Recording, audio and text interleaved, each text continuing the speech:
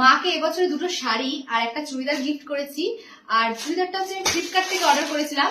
আর এটা কেমন এসেছে চলো তোমাদেরকে দেখাই। এটা আগেও তোমাদেরকে আমি দেখিয়েছিলাম, কিন্তু সেইভাবে ভালোভাবে দেখানো হয়নি। এই যে ফ্লিপকার্ট থেকে এই চুড়িদারটা অর্ডার করেছিলাম, দেখো 3 পিসটা পুরো পিওর সুতির, খুব সুন্দর কিন্তু কুর্তিটা এসেছে। আর এর সাথে প্যান্ট এবং ওড়না দুটোই কিন্তু দিয়েছে। তো এটা একটা গেল। আর নেক্সট দেখো এই শাড়িটা মাকে কিনে দিয়েছি এবছরে। হোয়াইটের মধ্যে হচ্ছে কি যে এরকম ফ্লাওয়ার গুলোকে করা, কি দারুণ দেখতে শাড়িটা। তোমাদেরকে কি বলবো, এটাকে না সম্ভবত কি একটা সিল্ক বলে, আমি ঠিক জানি না। যাই হোক, শাড়িটা কিন্তু খুব সুন্দর দেখতে, দেখতেই পাচ্ছ হোয়াইটের মধ্যে ফুলগুলো, অর্গানজা টাইপের শাড়িটা। তো এই একটা শাড়ি গেল।